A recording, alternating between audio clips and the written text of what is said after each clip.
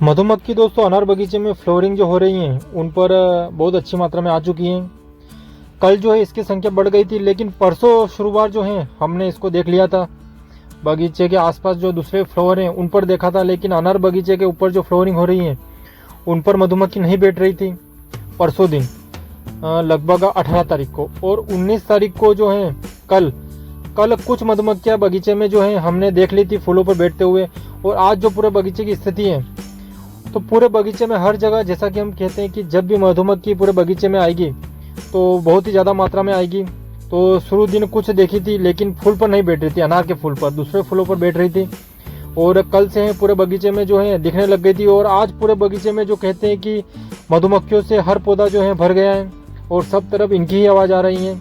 और एक एक पौधे पर मतलब हम गिने तो बहुत सारी मधुमक्खियाँ जो हैं आ गई हैं। तो पूरे अनार बगीचे में हम कह सकते हैं कि जो फ्लावरिंग हो रही हैं तो सभी तरफ जो है इनका कब्जा हो गया है। तो हम बिल्कुल यही चाहते थे कि एक अच्छी फ्लावरिंग होने लग गई हैं।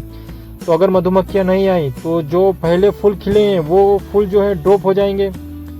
तो हमें लग रहा था कि अगर 1-2 दिन और लेट होती तो वैसे तो कोई प्रॉब्लम नहीं होती, लेकिन जो फूल खिले हैं वो ड्रॉप हो जाते। लेकिन अभी हम कह सकते हैं कि पूरे बगीचे में जो है मधुमक्खियाँ जो अपना पोलिनेशन का कार्य है वो बहुत ही शानदार तरीके से कर रही हैं और इनकी संख्या बहुत ही ज़्यादा है, किसी भी प्रकार की कोई भी कमी नहीं है। मधुमक्खियों का पोलिनेशन का जो कार्य है वो प्रारंभ हो चुका है। दोस्तों मधुमक्खियों का महत्व इस कारण ज़्यादा है, और वो भी बड़ी मधुमक्खियों का, क्योंकि इनका जो पोलिनेशन के कार्य करने की जो क्षमता है वो इतनी तेज है और इतनी रफ्तार से करती है कि कोई भी चीज़ जो है इसके टक्कर में नहीं है। सबसे बेहतरीन पोलिनेशन का कार्य है वो बड़ी वाली मधुमक्खी ही करती हैं। इनकी जो स्पीड है वो बहुत ही तेज़ है। एक फूल से बैठकर दूसरे फूल पर बैठने का जो ये कार्य करती हैं वो बहुत ही तेज़ी से, बहुत ही रफ्तार से करती हैं। ऐसा पोलिनेशन और इतना अच्छा पोलिनेशन कोई भी नहीं करता है। बिल्कुल फूल के अंदर तक जाकर और फिर दूसरे फूल पर जाकर बिल्कुल अंदर तक जाती हैं। तो बहुत ही बेहतरीन तरीके से जो पोलिनेशन का कार्य है वो करती हैं।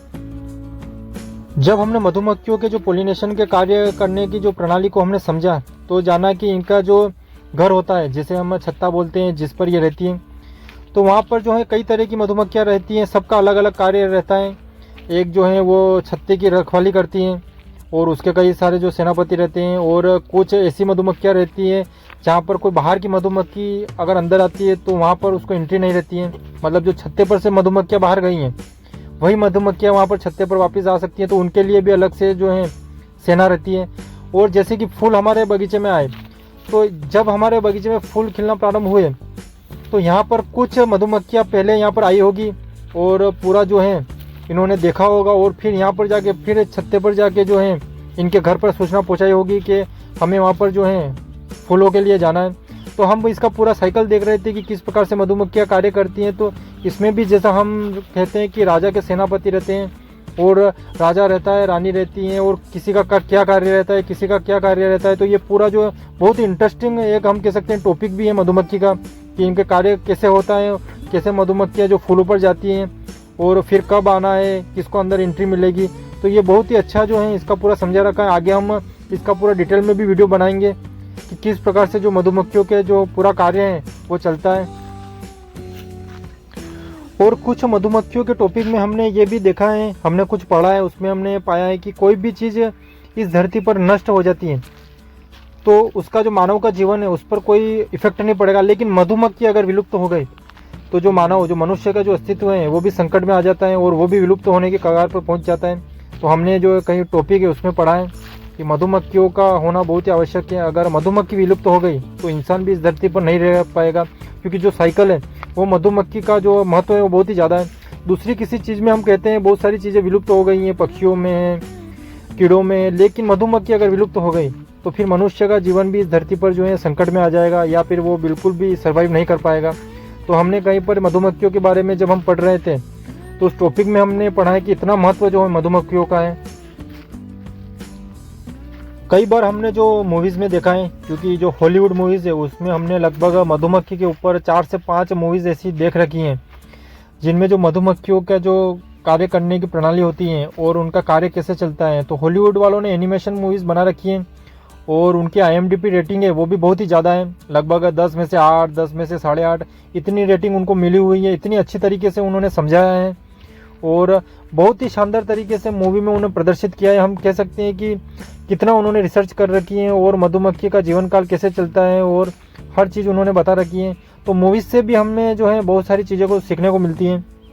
जो एनिमेशन मूवीज़ होती हैं हॉलीवुड की, मधुमक्खी के ऊपर भी, हर जानवर के ऊपर उन्होंने बना रखी है, लेकिन मधुमक्खी के ऊपर भी बहुत सारी मूवी बना रखी है। तो हमने जब वो देखी तो वाकई में उनके कार्य करने की जो क्षमता है मधुमक्खियों की, वो बहुत ही बेहतरीन होती है। जैसा कि दोस्तों हमने पहले कहा था कि जितना जल्दी मधुमक्खी फूल पर बैठेगी उतना ही अच्छा क्वालिटी का और उतना ही बड़ा फल जो है हमें मिलेगा।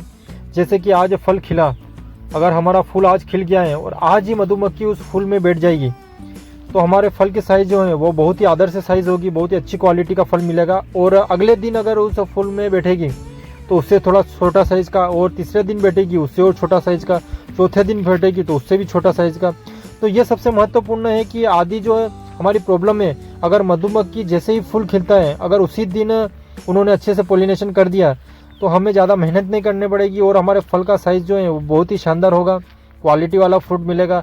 तो ये सबसे महत्वपूर्ण होता है। इस कारण हम कह रहे थे कि जो नई फ्लावरिंग शुरू हो गई है तो जल्द से जल्द अगर मधुमक्खी हमारे बगीचे में आ जाती हैं तो ही अच्छा रहेगा, नहीं तो अगर वो लेट बैठती हैं तो फिर हमारे जो फ्रूट की क्वालिटी होगी, फल की साइज़ होगी, उसके लिए वैसे हो तो जाता है लेकिन बहुत मेहनत करनी पड़ती है।